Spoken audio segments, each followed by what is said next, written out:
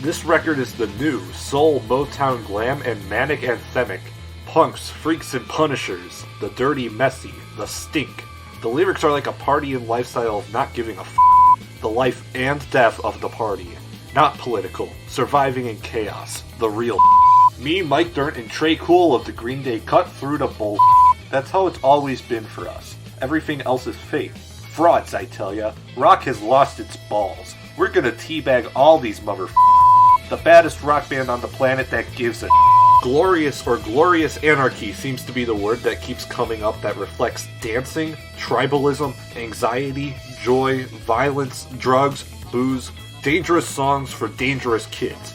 Our motto, nothing says f*** you like a unicorn. Loving kisses, Billy Joe. No features, no Swedish songwriters, no trap beats, 100% pure, uncut rock. Hey, just was wondering, is this an out-of-season April Fool's joke? Green Day is my favorite pop-punk band ever. From the raw power of Dookie, 39 Smooth, and Insomniac to the more refined American Idiot and Warning, I think they've been pretty consistent. Yet things get rocky around 21st Century Breakdown, an album that has its moments but is mostly unremarkable. Then we have the trilogy, Uno, Dos, and Tres, 3 albums that feature Green Day at their most forgettable. Some really horrible stuff on there, but overall it's just a boring ride. I think if you were to condense it all down to one album, it would be better. After the trilogy was Revolution Radio, which wasn't as bad. It felt like Green Day was about to make their comeback after this little rough patch. Father of All isn't that. I wouldn't even consider this a Green Day album. This sounds more like Foxborough Hot Tubs. Even if it was a Foxborough Hot Tubs album, I'd still have issues with it. I'm going to be doing this review in sections, and I've timestamped everything. Those will be listed below for anybody interested.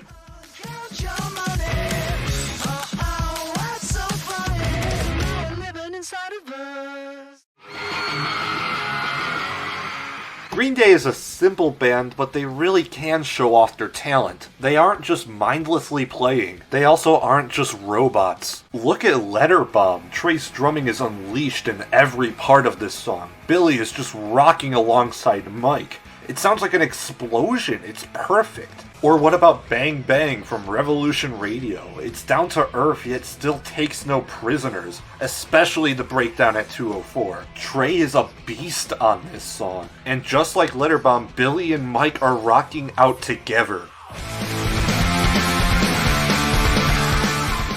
These 2 songs alone have more power than the entirety of Father of All. Maybe that's an over-exaggeration, but you get my point. I agree with Billy. Rock has lost its balls, because this album sounds neutered. What can you tell me about Fire Ready Aim's instrumental? It sounds like it would be the background music of a car commercial.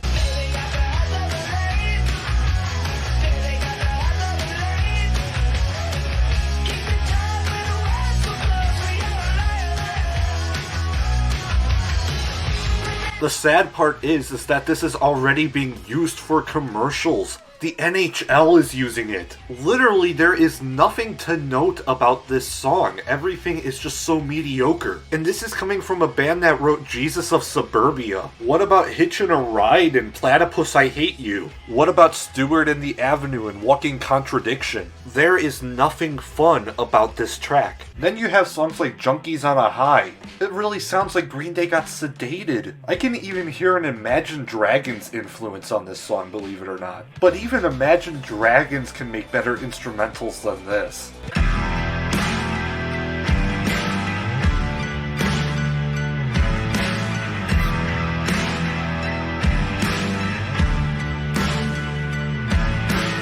While there are bursts of energy every once in a while, they're really not that interesting. Maybe 1 or 2 moments will stick with you, but everything else will be forgotten. Everyone does their part fine, and that's it. They're definitely taking influences from a lot of different things. Meet Me on the Roof sounds like a mix of Hall & Oates and Motown. Stab You in the Heart definitely sounds like a Little Richard song. And Graffitia sounds like a mix between Bruce Springsteen and Bobby Fuller. I think it's cool that they're experimenting with these sounds, but they really lose their soul. Like literally any band could have recorded these tracks. One thing I noticed about this album is that it really loves clapping. Like, this album really likes clapping. It's supposed to get you in the mood, but I'm really just annoyed by it. This album reuses a lot of ideas too. I mean, take a look at Sugar Youth.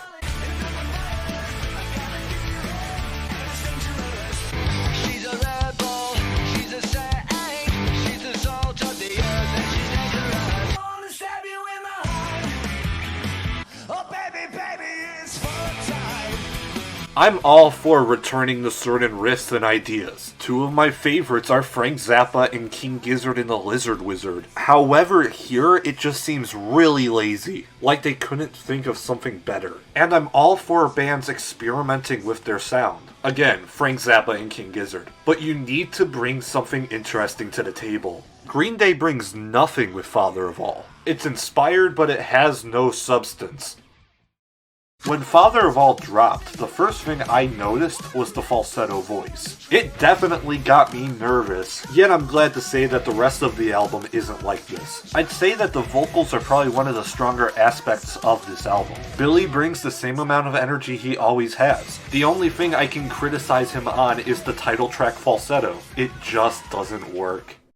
Oh boy, I think more comparisons need to be made for this section. Let's look at Burnout from Dookie. It's a song about not wanting to grow up and carelessness. It feels genuine. It feels like Billy means every word he says. It's not a celebration either. It's more just like a sad truth. He's not gonna fit in, so why bother trying? It says so much more. So let's go back to Father of All, a song so caught up in saying, I don't care, look how much I don't care, I party, I go to parties, I'm cool, please, you gotta believe me. The world's on fire, people are rioting, but I don't care. Who cares? I don't care, I don't even care. It's just so shallow. Lyrically, this album is all over the place. Sometimes the lines are fine, but other times you get lines like, I was a teenager, full of piss and vinegar, living like a prisoner for haters.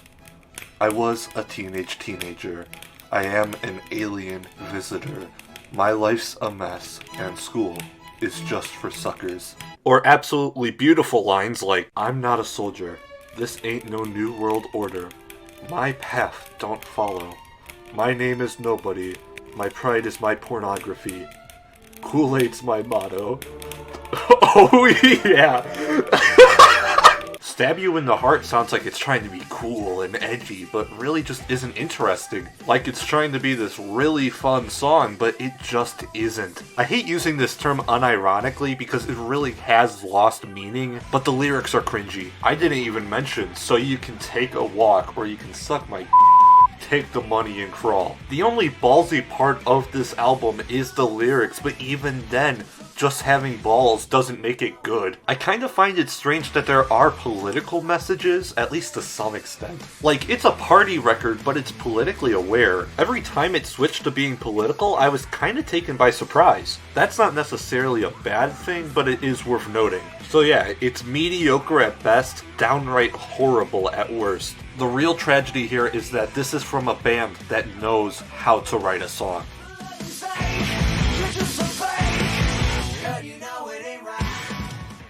When I listen to and review albums, there's always one thing I keep in mind. I believe that a boring album is 10 times, no, 100 times worse than a horrifically bad one. Yes, it's undeniable that Angelic to the Core is a horrible album. That album leaves me speechless. It's that baffling. However, it gives me something to talk about. It is entertainingly bad. The same thing goes for Philosophy of the World. What I think makes them fun is that you just anticipate what's next. What other horrors could await you on this album? However, you will never get that from an album that is boring. Pink Floyd, my all-time favorite band, released The Endless River, an album that I cannot stand. Like, technically it is better than Angelic to the Core and Philosophy of the World, but it's boring. I considered making a video about this album, but found I couldn't say anything about it. If I had a choice between The Endless River and Philosophy of the World, I would take Philosophy of the World. Father of All is between these 2 points. It can be horrifically bad, but it's also just mediocre. At this album's best, it's probably like a 6, but I think it can go down to levels of 2 or 3. There's only 2 songs on this album I like, Meet Me on the Roof and Sugar Youth. But even then, I think there are stronger Green Day songs. Hell, there's stronger Green Day songs on Revolution Radio. I've heard rumors that this was Green Day doing an album because of contractual obligations. I hope that's what's going on because I just cannot defend this. I think Father of All's cover kinda says everything. This album is something that shouldn't exist. Just like this unironically cringy trying to be hip unicorn vomiting on the cover. It looks like clip art for God's sake. But look what it's pasted over! American Idiot's cover art! That unicorn was put over an album that is filled with passion, is crazy but real, and is far from boring. The unicorn is a blemish on something better, that being Green Day's discography. Do I have hope for Green Day? I think I do. However, Green Day's dark ages aren't over just yet.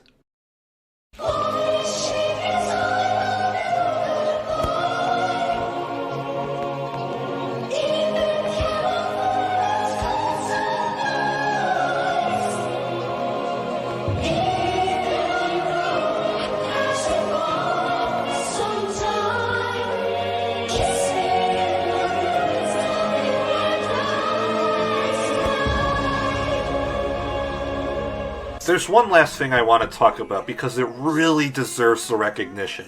Last year there were these rumors about a new album called Magnum Opus of the Inglorious Kind. Not only were there images of the cover, there were also clips of the songs. Turns out it wasn't Green Day, but in fact it was done by Panicland, a band from Winnipeg. I thought I'd share my opinion on it because, well, to put it quite bluntly, they're making better music than Green Day. While Burn It All isn't my favorite thing, I think the 3 other songs are so much better. Take a Stand and Don't Patronize Me are just hard rocking, man. I love it. I can feel the passion on both of these tracks. Yet the song that just astounds me is Rome Falls. This is a contender for best song of 2019 in my opinion. Like, this really might be a magnum opus. The lyrics are cool, but they never bring attention to how cool they are. It's an epic song to say the least. The instrumentation is great, the orchestral additions are great. The choir adds so much to this track. I can definitely hear influence from Queen, and I can also hear influence from You Can't Always Get What You Want by the Rolling Stones. Seriously, if you haven't heard Rome Falls, go listen to it. If you're looking for a great new Green Day experience, you'll find it with Panicland.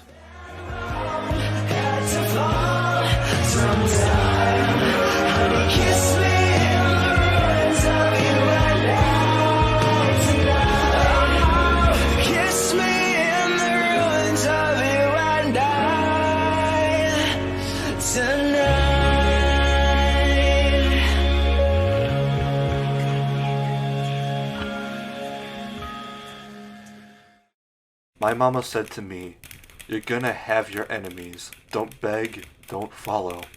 I heard it all before. I smashed my fingers in the door.